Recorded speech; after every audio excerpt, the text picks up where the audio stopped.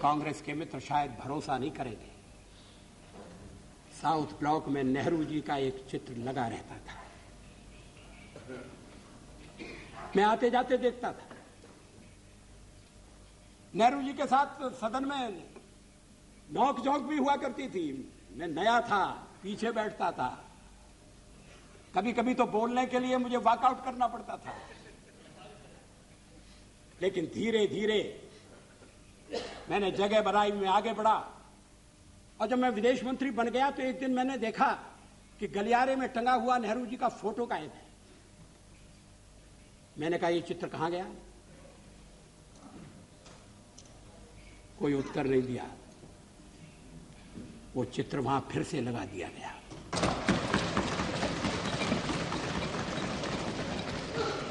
क्या इस भावना की कद्र है? क्या देश में ये भावना पनप है? ऐसा नहीं है कि नेहरू जी से मतभेद नहीं थे, और मतभेद चर्चा में गंभीर रूप से उभर कर सामने आती थी। मैंने एक बार पंडित जी से कह दिया था कि आपका एक मिला जुला व्यक्तित्व है, और आप में चर्चिल भी है और चैम्बरलेन भी है।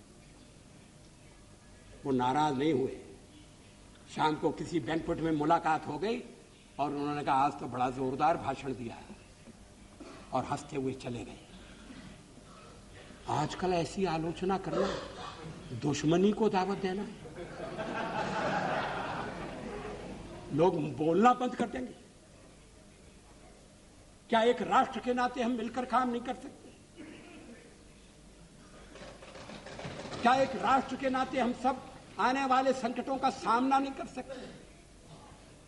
एक शताब्दी खत्म हो रही है, दूसरी शताब्दी दरवाजे पर खड़ी है। अगर हमें छोड़कर आप कोई नया प्रयोग करना चाहते हैं, मुझे कोई आपत्ति नहीं होगी। लेकिन हम जो प्रयोग कर रहे हैं, उस प्रयोग को आप सफल होने दें, ये मैं आपसे अनुरोध जरूर करना चाहता हूं। अध्यक्ष महोदय, इन शब्दों के साथ मैं अपना प्रास्ताविक भाषण समाप्त करता हूं। चर्चा में जो मुद्दे उठाए जाएंगे, उनका मैं उत्तर के रूप में जवाब दूंगा। धन्यवाद।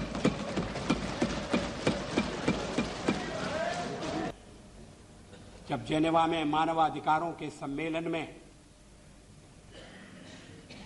कश्मीर के सवाल को हमारे पड़ोसी ने उठाने का फैसला किया, तो फिर उस समय के प्रधानमंत्री श्री नरसिंह राव की नजर मेरे ऊपर गई कि मैं वहां जाकर भारत का प्रतिनिधित्व करूं। हमारे पड़ोसी देश के लोगों को बड़ा आश्चर्य हुआ, वहां के नेताओं को बड़ा ताज्जुब हुआ। किसी नेता ने कहा भी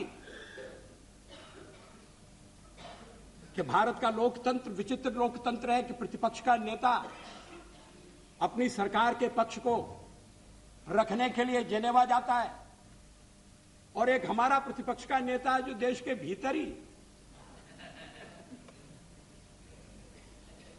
ऐसी कठिनाइयां पैदा करता है जिससे अंतर्राष्ट्रीय बाधाएं और उत्पन्न होती हैं।